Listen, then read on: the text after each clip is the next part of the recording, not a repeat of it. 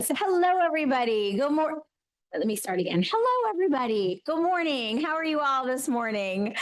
We have some repeat folks who were in a session we did yesterday. So you all know to say hello like this, right? Okay, good. It's good to see everybody. We are here today to talk about facilitating. Right. And our role as facilitators and how we can manage those particularly challenging facilitations, which is also a little bit of how we manage all facilitations. And so oh my gosh, does this work now? Does it work? No? Yes? Everybody? Yes, it does. Hello. Okay, thank you. Yes.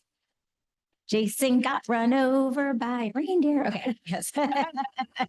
Okay.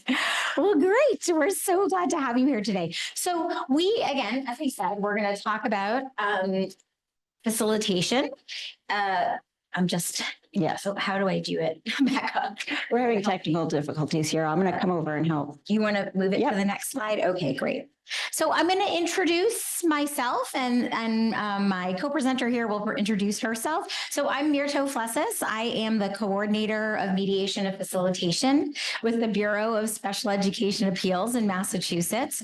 We are a full-time agency in Massachusetts that's separate from the Department of Education, that we have 6 full-time hearing officers, 6 full-time mediators, 1 full-time facilitator. And we do all the mediation and facilitation and hearings for the state of Massachusetts for anything related to special education or 504 accommodations. I've learned about so many cool and interesting and unique ways that IDEA's dispute resolution processes are administered in different states. And so afterwards, if it's your state does it very differently, please catch me somewhere and tell me all about it. I'm so curious about it. I also am, before I did this work for the BSC, I've been there about 15 or 16 years. Before I did this, I was an attorney representing parents of children with disabilities. I have 2 awesome kids, one of whom has autism and a cognitive impairment, and he's 26 now, and he lives with me, and he's awesome and hilarious and like the best company ever. I also have 2 dogs. I don't know if anybody likes dogs here. And I'm really into quilting these days. So, if you ever want to talk about quilting, I'm available for that as well. Becca? Hi, you can hear me because I have the portable mic. Yes. I'm Becca Komisky, and as Myrto said, I'm a facilitator with the Massachusetts Bureau of Special Ed Appeals. I have an interesting journey in that I've been in public education and very specifically special education administration for over 22 years. And I newly joined the Bureau of Special Ed Appeals, and I'm truly passionate about helping districts and families find creative and collaborative solutions. She also has a dog. I also have a really amazing dog who follows me around. Yes. And I'm feeling sort of like lost without a little your here. Dog here with you. Great. I'm going to flip the slide. We also wanted to find out who else is here in space. Right. Yes. I'm just trying to get my technical, there's a misalignment with the presentation on my computer and up here. So let me just get that straight. So before we jump in, I just wanted to take a moment to see who is in the room. Do we have any school folks, any individuals that are? Raise your hand. Yeah, feel free to raise your hand. Okay, so we have school staff. Do we have any parents of okay, great. Like, so representing parent centers or just parents that happen to be here because they're in conflict with both. Both. Love it. Love it. Fantastic. And then looking at advocates, do we have any advocates in the room? Excellent. And any attorneys? Wonderful. Okay, so there's a nice mix. Does anyone else want to share your roles at all while we're here? Yes. Hi. Jason. Hi, Jason. Hi. Yes. Excellent. Yes. So who here is a mediator? Okay. I know a lot of hands up here. Who here conducts facilitations? in their states. Okay, well, that is why hopefully you're all here today. Who here is just would like to conduct facilitations but hasn't started yet? It's kind of new to it. Oh, yay, look at you. Oh, I love that. love that. That's awesome. Well, you are in a great room to learn a lot of stuff about this. This is good. This gives us a good sense of who we're sort of talking to today. So when we think about high stakes mediations, facilitations, we think about especially having to do with children, that there are a lot of emotions in the room. The stakes are very high. They often are very challenging meetings, which is why they ask us to be there, right? We are there because they want us there. They have asked us to be there. I know in Massachusetts, it's voluntary to have, sorry, there you go. Now you can hear me. It's voluntary to have a facilitator attend a team meeting. And so they're asking us to be there. Great. And so today, so I'm just trying to get it to. Amazing, Okay, thank amazing you. technical help. Thank you. We appreciate that. Sorry, it was throwing us off and we couldn't quite align what we were saying with the slides. Okay. So before we jump into what we have planned for today, we want to talk about what we're going to talk about today. So the first piece that we want to go over is really talking about how to identify conflicts at the table, and really looking at not the surface conflicts, but that subtext of what's really happening at the table. For example, power dynamics, people who are at the table from historically marginalized subgroups, looking at language barriers. There's a whole slew of categories that I'm sure you can think of when looking at all the subcontexts of conflict. The next piece is just really how do we help people foster effective communication throughout the agenda or throughout the meeting. And more importantly, how do we help model and guide teams into really establishing a efficient approach to going through the agenda? And then setting the stage for future communication. A lot of times, within the facilitated meeting, there are opportunities for staff to learn and to gain new skill. And we, through our modeling and through our participation, and we want to help them establish a sort of set the stage for more positive outcomes. And then obviously, as we all have in the last 5 years dealt with the shift in our meeting settings. So just touching on some important aspects of in-person versus virtual formats. That's great. Excellent. Look at us. Okay. So this is really, I would love to have your participation in this slide, and really, why do you think people would request a facilitator, whether it be family or district? Let's hear some possible scenarios or yes.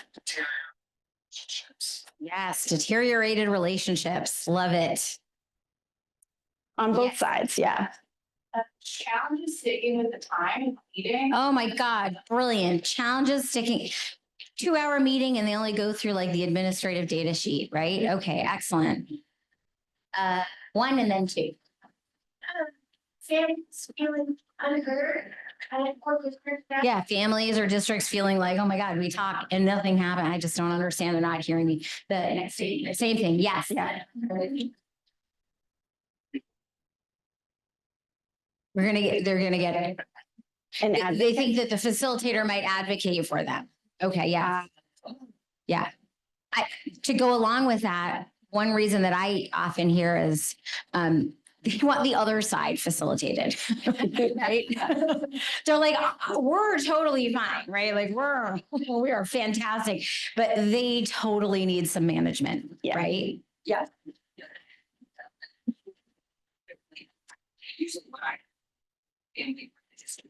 They're crazy. They're crazy. Oh my God, the amount of crazy, winning, right? They're crazy. They have no idea what they're talking about. One more.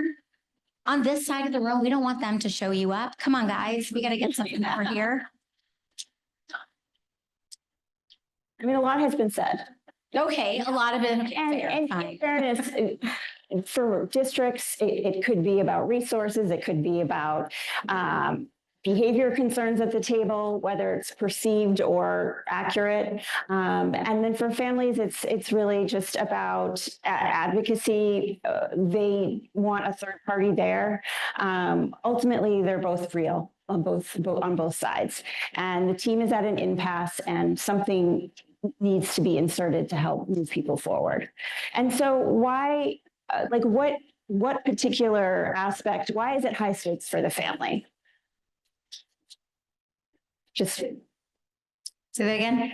It's their kid. It's a kid. Oh my God, it's Just a as their kid, kid's right? future. It's everything, right? Okay. And it's their education. And then likewise for districts, why would it be high stakes for the district?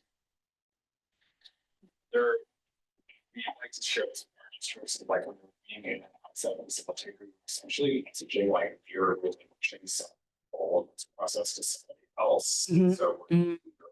So it gives the school district an opportunity to relinquish a little bit of control in that process. Yes, you're sending a message saying like something is not feeling like good communication. We're not getting our team business accomplished here. And Yeah. we need some third party entity to come in. And so both stakes are high, and also the district is trying to save face and keep relations and, community and otherwise family collaboration transparent and a part of that. And they are saying, hey, we need some help. And Right. And so we know conflict is at the table because they told us conflict is at the table, but how do we see it, right? Like what are ways that we know what kind of conflict might be at the table?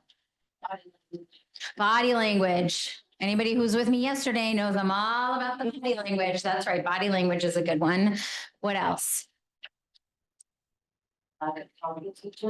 Lack of talking to each other, or way too much talking to each other, right? Where suddenly you're now CC'd on every email and you wake up in the morning to 500 emails in your inbox that have nothing to do with you or your role. That's right. So those are things that we often see that tell us like, you told us you needed a facilitator by calling us and requesting one. You also told us you needed a facilitator by the stuff we're kind of seeing before we even get into the facilitation. We know something big is going on. And oftentimes, I know in our practice, folks want to talk to the facilitator ahead of time. They want to sort of say, I just want to give you a heads up about them. Right. So you're starting to glean from them what is going on in that. Got my stuff on top of here. So we're going to move to the next. Okay. Oh, yeah. So we have some great long-term goals, right? So you've got the goals of the facilitator themselves, right? So they're the goals of the team and the meeting that you're going to have. But as facilitators, we also have goals that are important for while we're doing this work. And those goals, setting them up, identifying them, making sure that we are very clear about them inside of ourselves helps us stay on track and stay balanced when the conversation feels like it's getting out of control, when emotions are big, personalities are big. And so these are some of the things that we like to think about to keep ourselves kind of that. I think I gave you guys first, of course. We want to make sure that the participants feel heard, right? I don't think I've talked to anybody here or heard any speech or any presentation that doesn't talk about people wanting to be heard, right?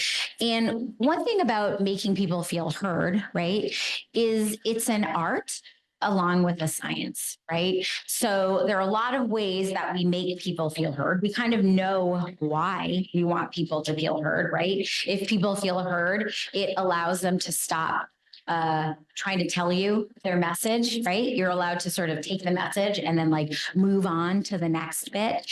And so oftentimes, I know for us, our facilitated meetings only last an hour and a half, right? That's the maximum length of time for facilitated meeting. And so we have work to do. We're going to get in there and we need to get to work. So we need, as facilitators, to be very quick at assessing what parties want us to hear and what they want us to tell them we heard, right? So hearing what they want to tell us and making sure that they know that we heard what they said and what's important to them. The second piece is that we want to make sure we, of course, keep the meeting focused on the student, right? I have a bit of a mantra that I remind myself. I actually were written up on a sticky note above my computer. The focus is the student, and helping the team accomplish their business is the goal. Right. So we're keeping the focus on the student, and we are helping the team accomplish their team business that day. Yes. So if you go repeat hour and a half. We may do another session. Yes. And how frequently do you repeat? How frequently do we need another session? If we're doing our job well, we don't need a lot of second sessions. I would say, what would you say? Maybe 10 to 15%? I would say, I mean, Yeah, about 10 to 15% of the time, another session is needed. Typically, another session is needed when the folks are trying to review lots of evaluations and develop and do like an annual review and do. they may be too develop. ambitious anyway. Yeah. So. Say. That are 6 months. Yeah, How often are you holding to part two? Because people saw how. Always. part one was working. always. Okay. We're always called in. Yeah. So that's what you're saying. If the parties say to us, we're going to need more than 90 minutes, we will find a day where we can schedule two. And sometimes that sessions. happens organically at the end of the meeting. And then sometimes there's a follow-up. Yes. So we do. So because Becca just joined us for our process, right? Facilitation was not something that Massachusetts really did. We kind of had it as something we called a pilot program for like about 15 years. I don't think that's a pilot program anymore, but it was basically just that my predecessor was like, if I'm available and you have a difficult team meeting, I'll come and show up and help you out. For me, I thought that team meetings were not only critical to help that early dispute resolution piece, but even if you don't resolve the disputes in a facilitated meeting, you're helping the parties understand that, well, we're not actually rejecting the whole IEP. It's really just these two issues, right? And now we can talk about what we do with those two issues, right? We're sort of helping clarify where the sticking points are. So that's one thing. The other piece is I thought it was very important that the mediators actually participate in facilitations. When you're only doing mediations and you've not really understood how that team process looks, what that dynamic looks like in a team meeting, I think you lose some of the ability to understand what you're hearing in those private sessions that we sometimes do in mediation about what team meetings look like. And so this gives the mediators the opportunity. Our mediators do about 125 mediations a year, and then they do about 10 to 20 facilitations. Becca's going to do probably around 200 facilitations and maybe 10 mediations. You're right. So we try to make sure everybody can kind of do everything. And so parties have to agree before they request the facilitation that they'd like it. And then we offer them, we only do them remotely. Right now, we don't do any in person. Right now, they're all remote and they're an hour and a half long. And we now, with Becca on board, are able to sort of offer dates, usually sometimes the next week or the week after. Mm-hmm. Before that, it was sort of a little bit of a longer wait. So we're able to mostly accommodate people's timelines with evaluation reviews, things like that. So it's been pretty successful. I could just sort of offshoot for a second. In Massachusetts, we had for the last several years, about 300 requests a year for facilitators, but we were only able to accommodate about 125 requests for facilitators. And so I kept great data. Does everybody talk about data in every team meeting? It's all about data. I kept great data, and we were able to demonstrate how much people valued the program, how helpful it was, what the outcomes were. And so they funded a spot for a full-time facilitator. I will say that they tried, and some other states have reached out, I've seen on the listservs that they were also looking to try and create a facilitation program. One thing that our state wanted to see was that if you did facilitation, you were less likely to go to mediation, but I was able to help them understand that doesn't necessarily mean you've had a successful meeting. Maybe you had a successful meeting because now you go to mediation, right? You've been able to accomplish your team business at the team meeting. You've been able to identify your couple of sticking points rather than all sticking points and all personality conflicts, right? Go to mediation and find a way to resolve those particular issues. And so they were able to kind of understand that after time. And then we're now able to accommodate. I think we can do close to 300 Yeah. spots over a school year for And teens, just which for is like good. real time, I mean, the last 8 weeks of school, I think I've done it up to 25 to 30 facilitations. Yeah. A month, yeah, Um, yeah. So, but just 8 weeks of school, looking at that, and with all of the holiday, just like the school calendar. I mean, it's definitely something. Popular, and I know that facilitation is quite popular in lots of states. And the model of the program is different as well Yeah. in some states. But I just wanted to, Yeah, I appreciate that. So go back for a second. yeah, because I wanted to Two more things I want to say on that page there. Okay, so we've kind of covered some of that. One thing that I really love about facilitations, and it's also one of our goals as facilitators, is to make sure that we have helped the parties understand that they can in fact have a team. Right? Just no. Doesn't mean it isn't uncomfortable, doesn't mean that it wasn't difficult to get through, but it means that they actually were able to get together and have the team meeting and accomplish team business. Sometimes anybody who facilitates knows, sometimes you just show up and you say nothing. And they're all like, that was the best team meeting we've ever had. Oh my God, that was so great. And you're like, right, awesome.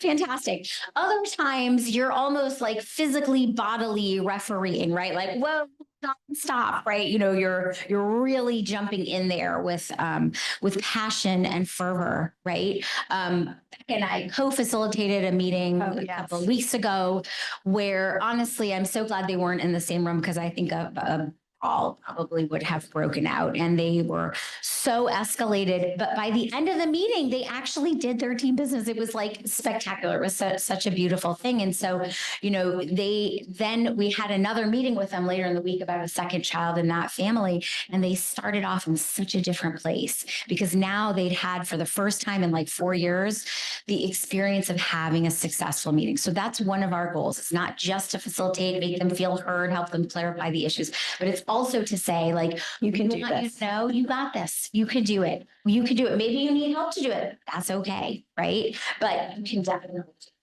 And yeah, I think we can move on to our next one. Okay. Thank you. So we've established sort of the overarching function of the BSEA facilitator at the meeting.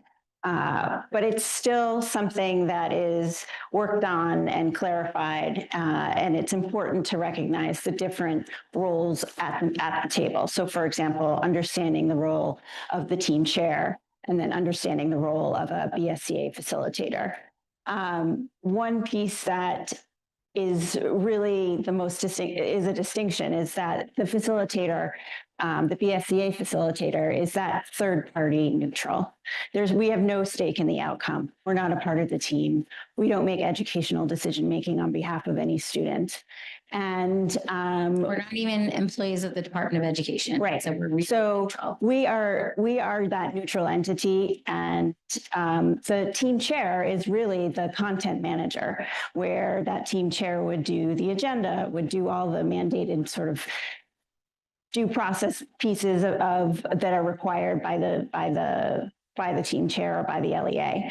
And really, the facilitator makes sure that the process is managed appropriately. So there's management of process, there's management of communication and clarity, and that's just a really important piece to help navigate throughout the meeting. I do think that, there's oftentimes those two roles can potentially or have the potential to bump up against each other. You could imagine what that may look like. And if you haven't had any experiences, feel free to share what that may look like. Anyone have any thoughts on that, about how the team chair and the facilitator at a meeting could sort of? I heard Matt. Oh, great. Right? Matt's like, I literally didn't say anything. One thing I heard Matt think a little while was that sometimes sometimes school districts are sort of feeling like, oh, phew, I can kind of like pass that sort of the onus of the meeting on to the facilitator. Someone's coming in to take care of this mess. Yes, right. Yeah.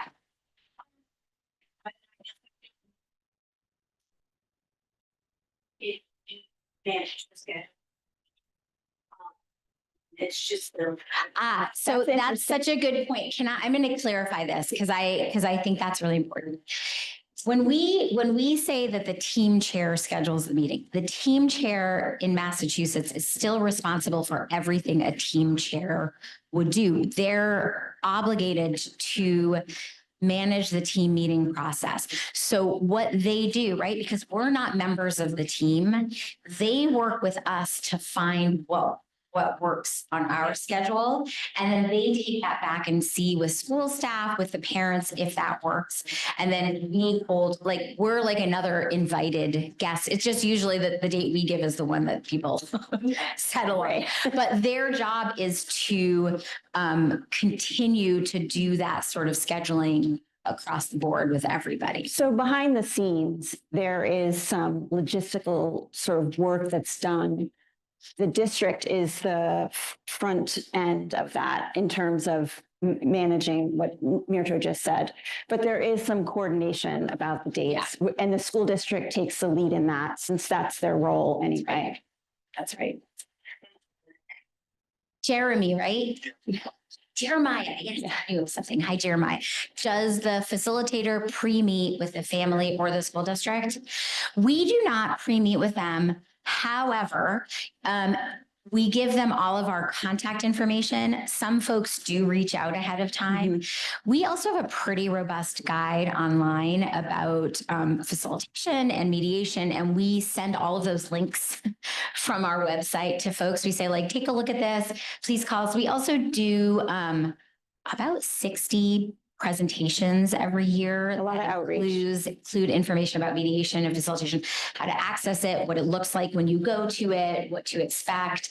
We also do presentations like for school districts, for parent group, like for anybody. So there's a lot of information out there about what the role is, but people certainly do call us ahead of time. They say, like, do you want the IP or do you want the evaluations? And we just say, like, we don't need any of that information ahead of time. But it, sometimes what we'll say in those meetings, the actual words we use will say, like, tell me how you think I might be helpful at that meeting, right? Like, what help do you need at the meeting? I need you to tell this team chair and the SPED director to stop looking at each other and rolling their eyes. Right. Oh, that's like a lot of good information we just gathered, right? That piece we talked about earlier, like, why are we there? Well, that might be one thing we're there for. It's really about how to support the process and going back to not being the content manager of all of the evaluations and all of that. And we also get referral. We get also hearing officers. Sometimes if a case is in hearing, but they need to have a team meeting, they will email us and say, these guys are going to call you to schedule a team meeting. Like, please schedule it quickly. Yeah. And the director of our agency and the Department of Education is very good at saying, like, you need to have this team meeting, right? Because we're not going to use mediation to take the place of a team meeting. Team meetings must occur. And so they will refer. So we have many, like the continuum of dispute resolution.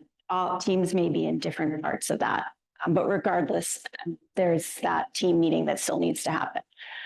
Oh, a couple hands. I just have one more. Yeah. You have you had, and maybe you have so much work that's not the place you focus any attention, but you have school districts who actually always looking to have, like, thinking about. So statistically, a parent is more likely to decline a facilitator attending.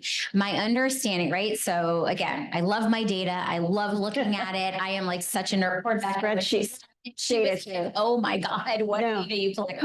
The coding took me a bit, but she got it. So we looked at who is more likely to say, like, we don't want a facilitator. It is typically a parent. And typically the reason that they don't want a facilitator is that it's very challenging for them to understand the distinction between us and the school district. So that's one thing. What we find is if we are able to talk with the family, they usually change their mind and say, like, oh, this may be helpful. No, districts love it. Districts love it. Parent advocates love it. Attorneys love it. Like, people have been very happy. No. interesting. We have some people who know everything and have some hubris. Yeah. Yesterday I was saying in the mediation one, people who say things like, why would we have a mediation? We don't agree. So sometimes we have to talk folks through it and just sort of say like, yeah, that's so interesting, right? Or sometimes the director of special education will have said, we're going to have this next meeting facilitated and the team chair is offended, Yeah. right? Or their feelings are hurt. And so sometimes the SPED directors will typically signal that to us. And they may say, can we have a phone conversation so the team chair can understand how this could be helpful? And usually those team chairs afterwards feel pretty good about the process. They feel like, I was actually helpful. Nobody insulted me. Nobody said it was because I couldn't do my job. I mean, you know that anybody can say something to somebody, right? But if you perceive that the other person has a stake in the outcome, you're not really going to listen to them the same way as if you know that the other person doesn't matter to me. I say the same things that a lot of schools say, but they can hear it from me. They just can't hear it from the school district.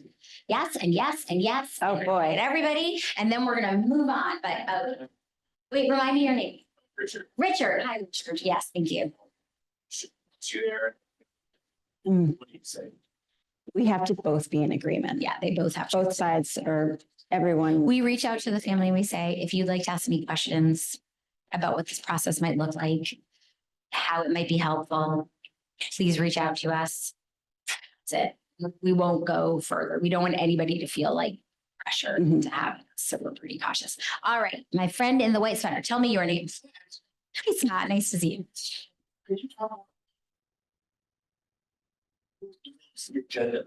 When I told me the agenda or my meeting process as opposed to the content, I want to know from the district, well, what's the purpose of the meeting? An annual or Yeah. some search that, but then how the agenda goes from there, I generally will and responsibility for, but also it's helped by the fact that already do have a pre-context, so I can talk to the party and find out what they want to cover. So I'm curious, Yeah. So in Massachusetts, we do not, the facilitators do not develop the agenda. The agenda is developed by the team, right, of which we're not members. The team develops the agenda. Yes, of course. And we'll get to that piece too. Yes. So we do not develop the agenda. The agenda comes from the team. Typically, the school district will develop the agenda with parent input, and then they will tell us what the agenda is. Sometimes they email it to us ahead of time. A lot of times they put it on the screen at the beginning of the meeting. And one of the things we're going to get to is about knowing your process inside and out as a good facilitator. We had Tom. Tim, please. We need name tags. Yes. In the city, where meeting the budget, is that the reason that you don't do that? No, it's just, you know what? I love Tim because Tim is great at thinking about models of how these programs work. And it sounds like that might be part of your question today too. Like our model is not one where we do that. Our model is that we're available to talk ahead of time. Probably time. How about time? Time is a factor. Time would be a factor. So time is like budget. Yes. And also I think, okay, I will give you, this is Mirto Flesis's perspective on it. I will talk and meet with anybody about process and expectations for hours. Sometimes I call them my folding laundry conversations, where I'm like just talking to somebody, I'm doing like tasks because the conversations are 2 hours long. You know what I mean? About this, I will do that. What I won't do is talk about the content of it. Why won't we? Yeah. Yes. Yeah. Right. So from my perspective, right, me going in with the parties understanding that my role is really to support the procedure, the conversation, I feel for me, I don't need to know anything about what's going on. I feel like I can glean that quite quickly in the first couple of minutes. If somebody has something to tell me, they always do. Right. And I hear that. But because we have this hour and a half chunk of time, I feel like I can walk in and really help support the process And the communication, the clarity. regardless of whether or no I know what's going on under the surface. One more question, and then I want to make sure we can get to some other pieces, but I'm here all week. Okay, so we can talk more. Yeah. Maybe you're trying to get through your itself. Yes. When you get an agenda that they've created in advance. Yeah. and you look at it, there is no way. So I'm often wrong. You could have an agenda that has like one item on it and it's like 4 meetings. You could have an agenda with 20 things on it and they're really fine. They zip through everything and it takes like the one contentious part. You know what I mean? Like, I don't feel that I can always judge. I mean, sometimes I'm like, wow. This is ambitious. That's Yeah. like, that's very ambitious. That's like a lot of stuff. Is that something that you guys want to schedule a second meeting for? Like right away, we can do it like in the same day or something like that. We might sort of talk it through or ask some questions. Yes. Yeah. It's like what's going on here. Right. Yeah. Wow. You guys are bringing 40 people to this meeting. Seems like a lot of people. What are we going to do with all these people? Is everyone talking? They hear? Are they the gallery? Is it like a Greek chorus? They're just so I don't know. We sort of take it on a case by case basis. Okay, thank you. We'll move on, but I promise you, we can keep talking about facilitation forever. Yeah. All right.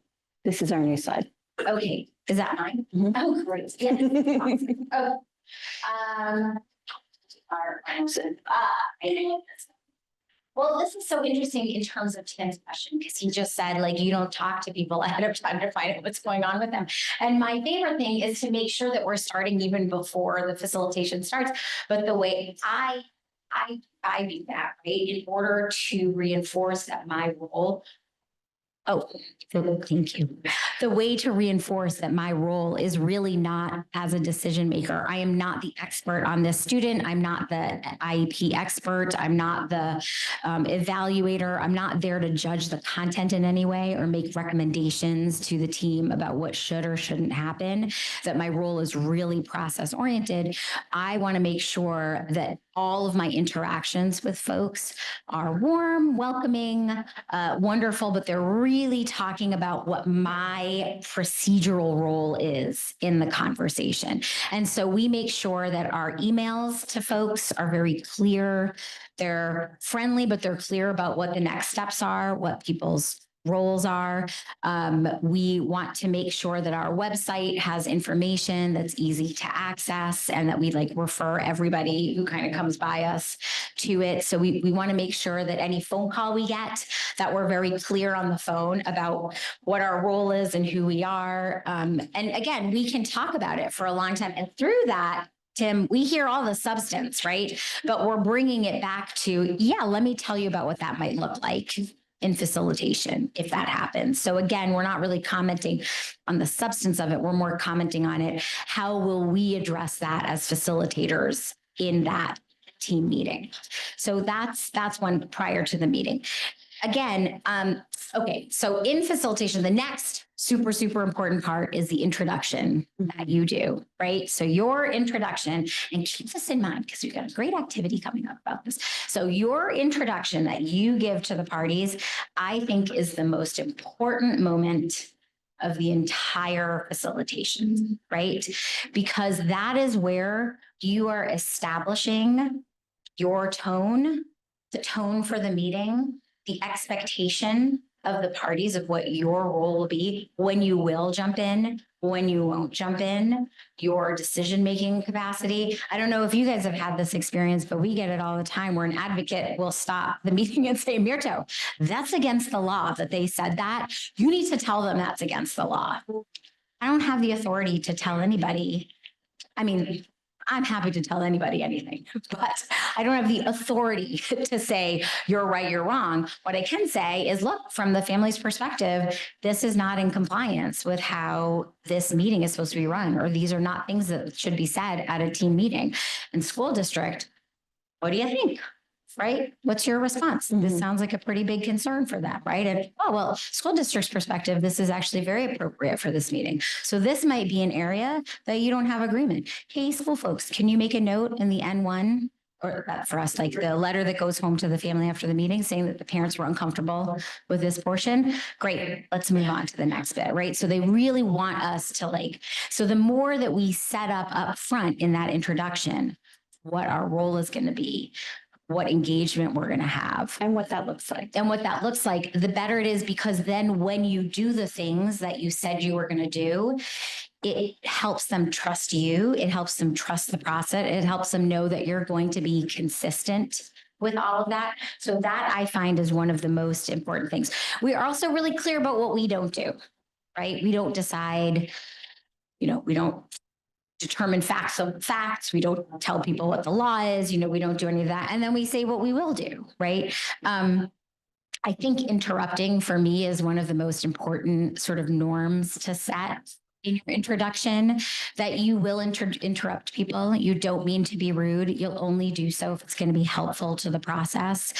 You might do so to make sure that everybody's on the same page, that questions are, asked and answered, that there's clarity about what's being put on the table for the conversation. So you kind of signal to people. I said, sometimes when people are talking, we get all kind of jumbled up. I might interrupt to sort of let folks know that we need to kind of get back on track with our agenda of the meeting, right? So you're really signaling to them what you're going to do.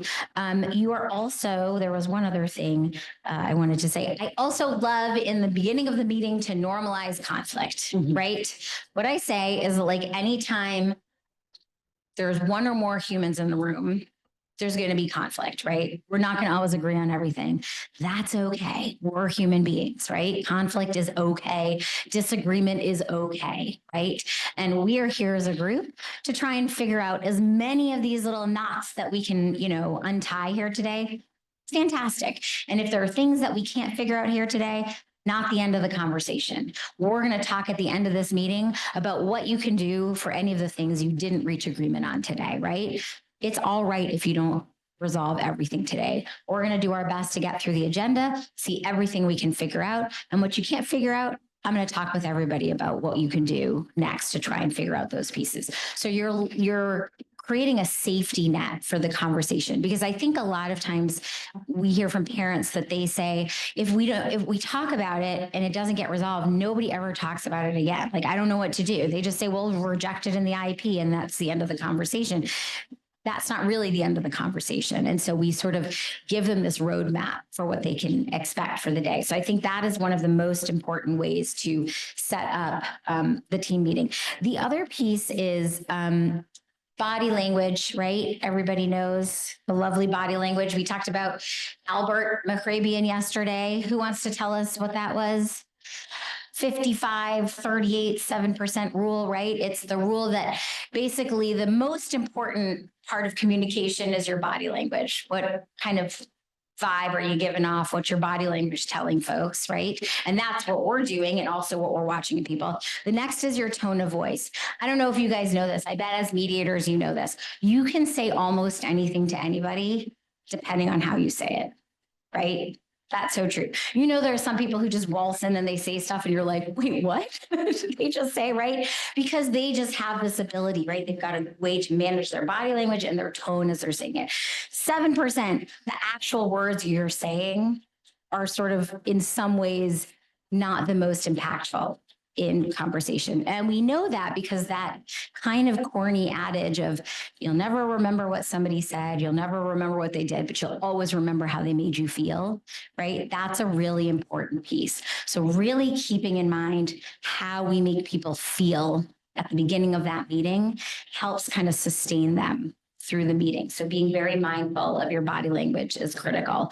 I just want to make sure I didn't forget anything. Do folks here do online or remote mediations mostly? Online? Both? Remote? In person? Oh, a lot of in person. Okay. So one thing, and I'm so curious if folks have any ideas here. One thing that I felt like I became pretty skilled at is co-regulating, right? Your energy with somebody when you're in the room with them, right? And so online things, were somewhat of a pickle, right? They were a little bit like, how do we do this? I think we've all, probably everybody here has started to learn how to do that as everybody gets more comfortable with being online. That includes the participants. And so really thinking about ways to kind of co-regulate. And that is, you are viewed as an authority in the room, especially if you establish just yourself as a trusted, reliable person at the beginning. And so people will look to you to what your body is doing on the screen. Right? You might be taking notes, and I'm telling you, they think you're like on TikTok watching videos, right? So you should be really careful. And we could talk about this a little later too, about being virtually, but you sit there. I didn't know I had two chins until I got on Zoom. So now I'm like, I have to sit like this, right? So like you realize that people are really reading your face. And so being really thoughtful about where your face is, where your hands are, where your eyes are. So really doing that really does help the folks on the screen kind of co-regulate.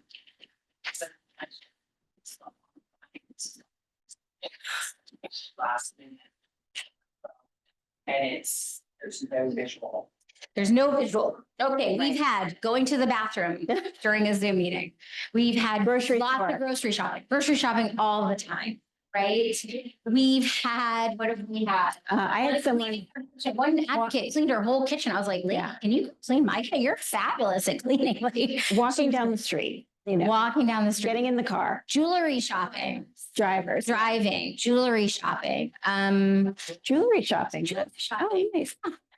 So there are all kinds of things where you are sort of seeing what's happening online, and you're kind of, you don't want to insult somebody or shame them, but you also want to see their face, right? So I will often, we put a norm out before the meeting saying your face has to be on the screen, and there can be no more than 2 people on the screen at a time, right? And everybody's got to be on the screen the whole time. So at the beginning, if people aren't, I say, do you want us to give you a second to just find a spot to like sit in your car, or find a spot that's going to be a little quiet so we can make sure we can see you and you can hear us? And it's part of the agreement that they. Yeah.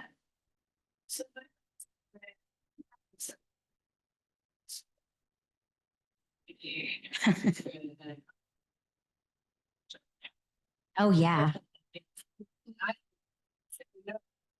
Yeah. Yeah. We're gonna. Yeah. You're gonna do that. Correct. I think that's a Good really faith good point. is important to show up in good faith. But also, I think once you find that out, I think it's perfectly fine to mention it, to talk about it. So right now, it'd be really important that we're all having one conversation. And it sounds like there's some other stuff you guys want to talk about. It would be great if you could hold off and have that conversation later. Or if there's something you need to talk about now, we can wait. You guys ready? You ready? Are you ready? Okay, great. Thanks for joining us again. That's awesome, right? Okay, I sound like a sarcastic jerk, but sometimes sarcasm is called for. Yeah.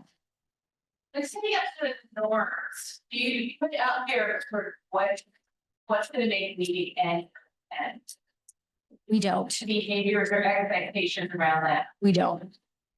In fact, we don't end meetings. We don't. We're joining. You're having a meeting. We're telling you we will be there for an hour and a half. If you want to keep having that meeting, it's up to you guys, right? That you want to keep having that meeting. You want to be swearing at each other back and forth. We're going to comment on it.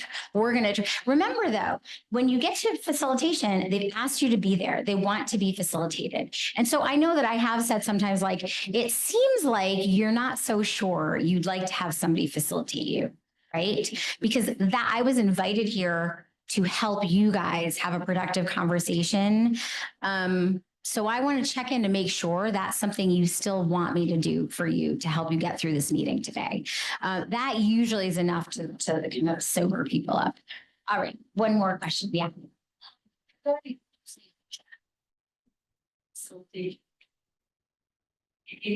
me if I'm better. No. Just looking for some thoughts. I have found that Mm. I was parent was wow. Yeah.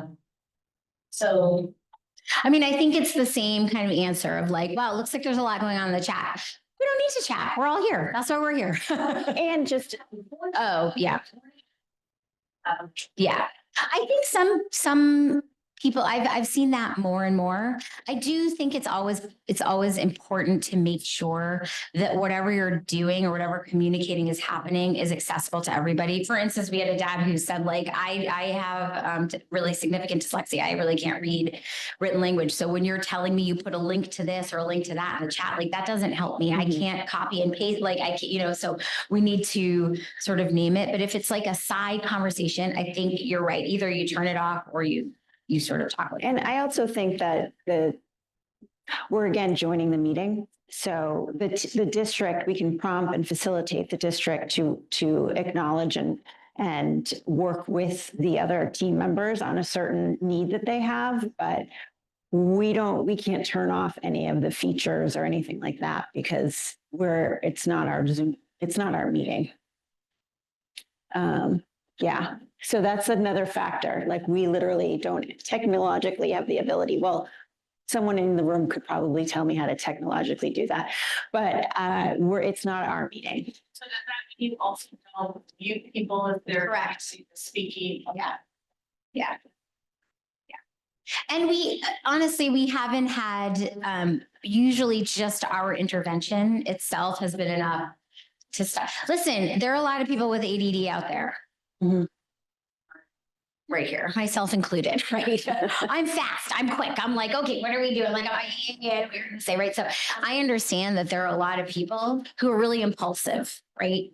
On the screen, and it's hard for them to wait. They don't do any of that. Let me listen, reflect on what I just hear. They're just like 6 responses ahead of where they think you might go, right? And so helping folks Self-regulate regulate is part of that an important piece, right? They want people to take a second, hear what was said. Sounds like you also want to talk about that.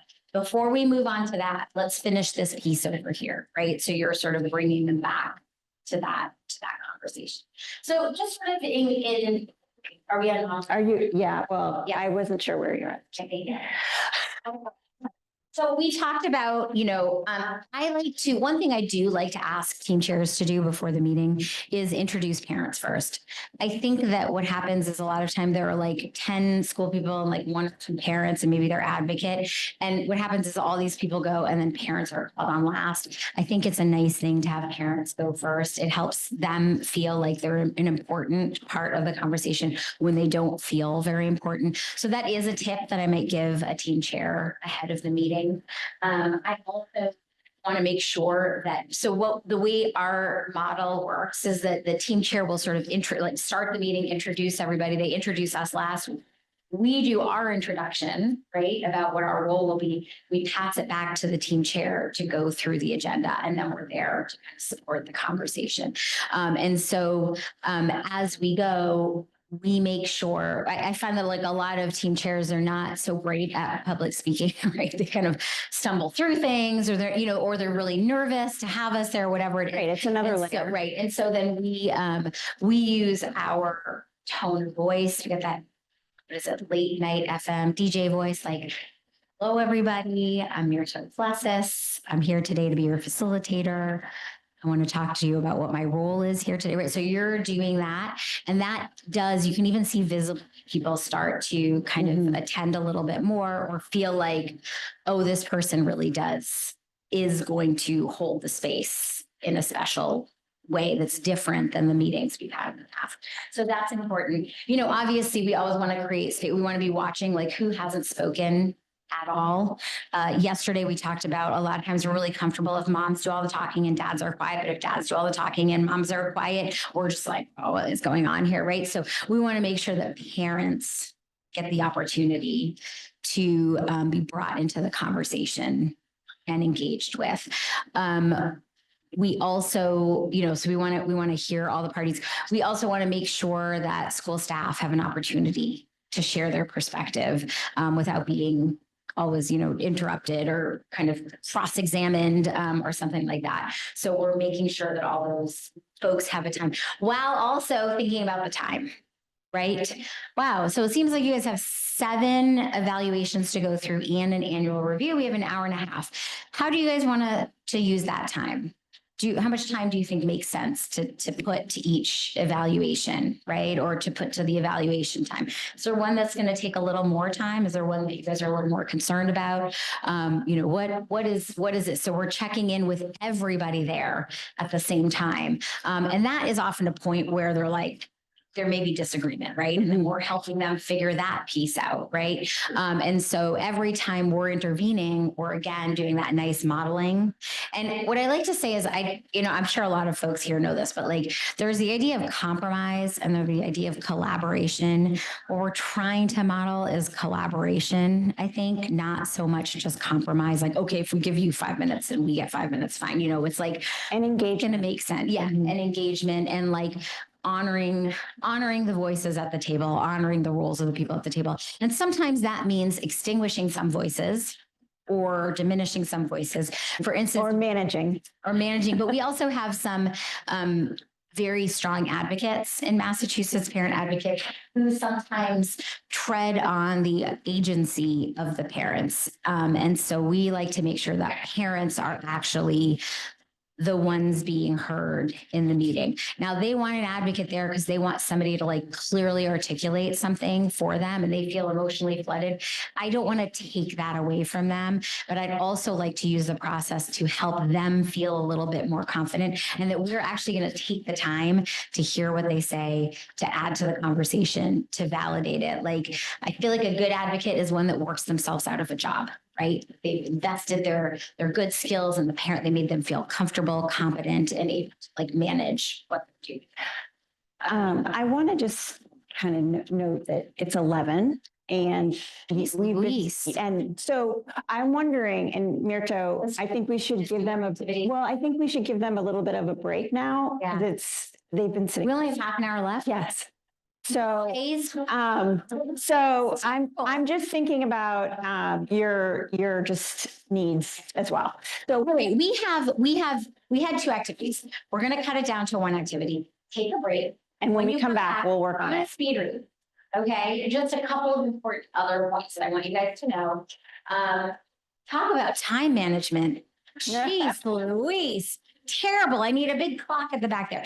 And then we will do what Maybe I should be kind of attached fun. to you. Yeah, we'll do a kind of fun activity. So does like 9 minutes sound okay? No, how about like 7 minutes, 5 minutes? Let's do 5 minutes. 5 minutes. All right. I don't know if the water is still hot, but be careful. It's not.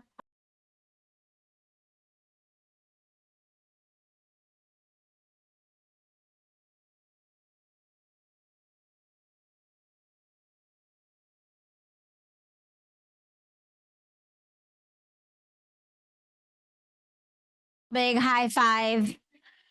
Okay, so Becca is handing out the little activity that we have set up for everyone. Oh my goodness. Oh my goodness, everybody. 1, 2, 3. Eyes on me. Yes, do your clap. What is it? Don't give everybody one. People just need like a little bit, like to share. They can share one. If you have 2, yeah. If you have 2, can I hand one back? Like just of the activity one here. Thank you. All right. Did you guys get an activity sheet? You can look at it together. Not everybody needs one. You didn't get one? Okay. Do you guys have more than one activity sheet?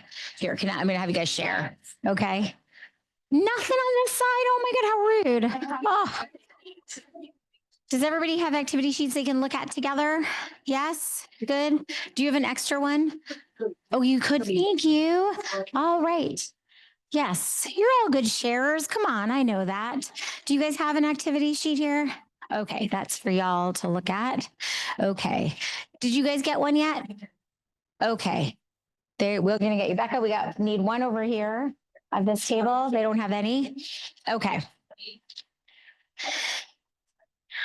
I just wanted to highlight 2 other great strategies. Well, 3. One is called wait. Does anybody know wait? Yes, wait. Why am I talking? Right?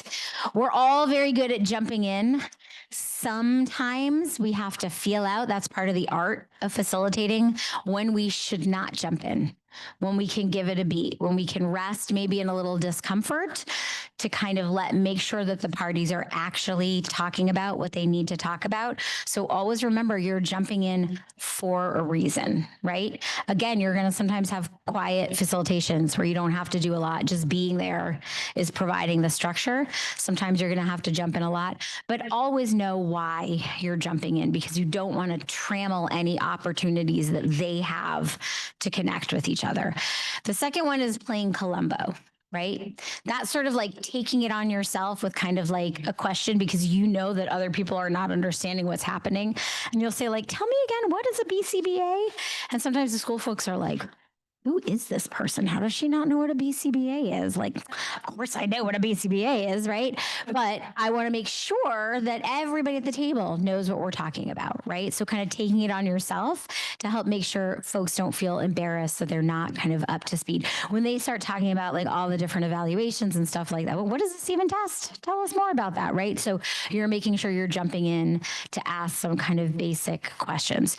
And a third one is using strategic interrupting, right? We were kind of talking about this with Richard. Is it Richard? Richard, right?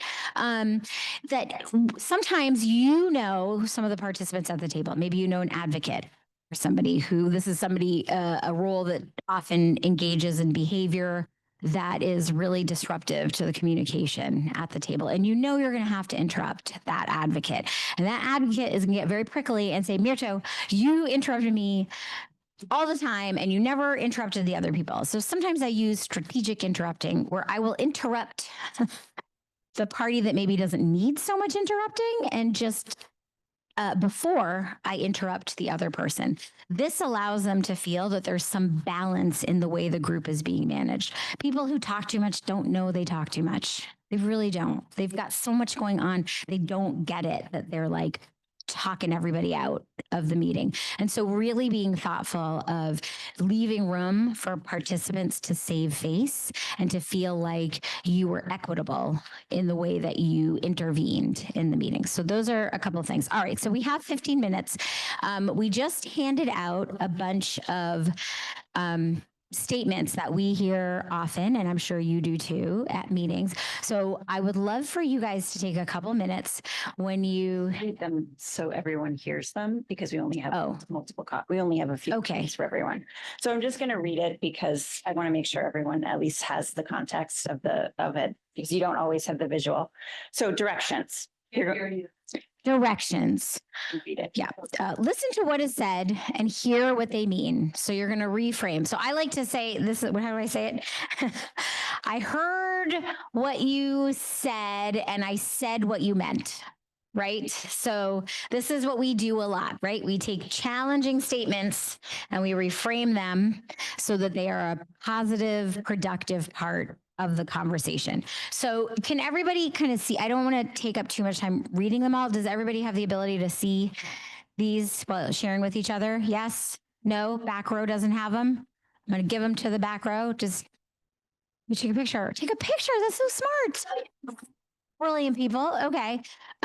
So these are some statements I want you guys to just look at and then try reframing them to each other. And what I want you to think about when you're reframing is, what are they saying? Say what they mean, and then conclude your sentence with something that brings the conversation back to the business of the team.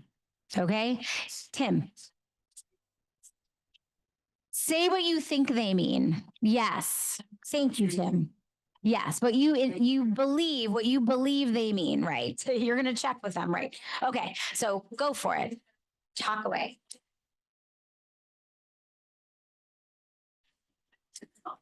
Thank you.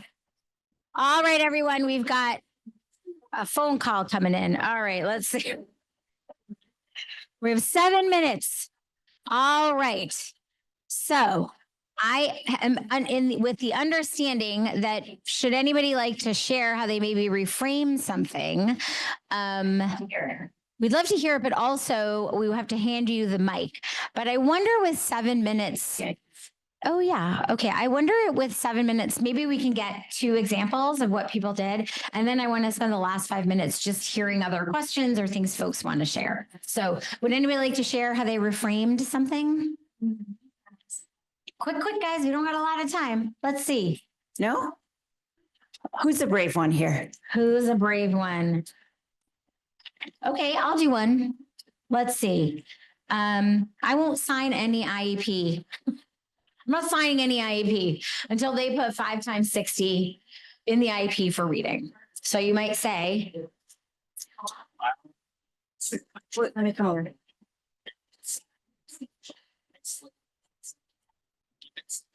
Explain the concept of if you sign nothing, that's going to look a certain way. It's going to look like potentially you were not actively participating in the team and being obstinate. If you sign with exception, you can still preserve your disagreement about the 60 minutes, but now you can prove that you were a team player in the moment. Usually parents are willing, once they understand from not the school, right, from a third party person that they're not signing an agreement to anything except what they say they are, parents are usually more likely and willing to sign. So that is great, Jeremiah. Thank you. Yep, I'm good. I just wanted to say, I want to say something different. Let me come over. Mirta, you stay up front. Okay. So. We need the live stream. I hear what you're saying, but another way to phrase it to where the parent will feel like it's not like I'm doing this for them is I'd like you to sign with exception because the other things on this IEP are really important and we can't start doing those services unless you signed. So the one thing that's the sticking point, we can sit with and we can talk about, but the rest we can keep going. I love that. I love both of what everybody said. I know I was sort of thinking, so it sounds like reading is super important to you, right? Let's see if we can figure out all the rest of the stuff and make sure we have enough time today to really spend some time on reading. But I want you to know, right? Even if you're not in agreement about the reading, you can be in agreement about all the other stuff, right? We can figure out lots of stuff. We got one there and then one up here. One up here. Okay, go ahead. And so I would say exactly what has been said. The other thing that we notice in our district is a lot of times when families aren't signing, that is the last power that they have or feel that they have in the process.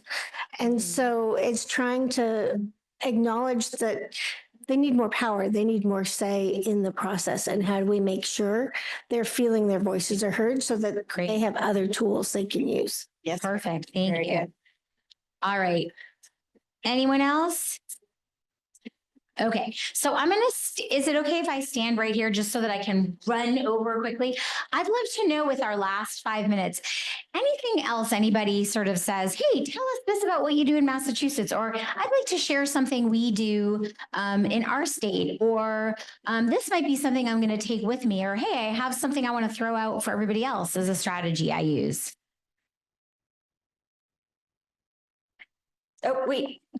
I'll be the runner. Okay. I feel like Oprah. No, in front, right in front. Sorry. One of the things we do for some of us in Oregon, when we go around and do the introductions, we don't ask who they are. We ask, what is your role with this child? What are you going to do for the child today? And that really kind of evens it out. I love that. You know, in Massachusetts, there's a trend of when you go around and introduce yourself and say what your role is here today, tell us the thing that you admire most about this student. So they'll add that too. So this is partly about your presentation, but also as a conference as a whole, we all have this PowerPoint, but how often are we able to like read through PowerPoints to find good information from conferences? So there's an AI tool that's free from Google called Notebook LM. And if you're not using it, it's remarkable. You can upload, you make a notebook and it functions like a little chat GPT, except its whole brain is whatever you upload. So you upload 50 documents on the free version, and now you have a little chat bot and you can say, hey, remind me about that weight thing that I heard about at the conference. And it will pull up their content and cite the source, right? So now I just right now in 3 minutes made a notebook for the entire conference with all the materials. So now I can ask any question that I want, and it's going to give me an answer to that dispute resolution type question, but only using the content from the presenters. So I suggest you check it out. It's free. And now I know that I'll always be able to get your stuff whenever I need it, because I'm going to tell the notebook what I need, and it's going to give me your stuff. It's brilliant. Thank you. Thank you. All right. Notebook LM. Amazing. All right. Who else? I just want to say I have so enjoyed talking with folks at this conference and just learning about all the different models out there. And I hope to learn more as like today goes on. I really, really love what I do, and I really like to nerd out about it. And so anybody who's willing to like actually talk about this stuff, it's a dream to be here with everybody. So thank you guys for being here today. I really, really appreciate it. And also, I just wanted to add, our contact information is up here if you ever want to get in touch with us and chat more. The nerd joy can go on beyond these days, okay? So we have our contact information in there. So thank you all for coming. Thank you.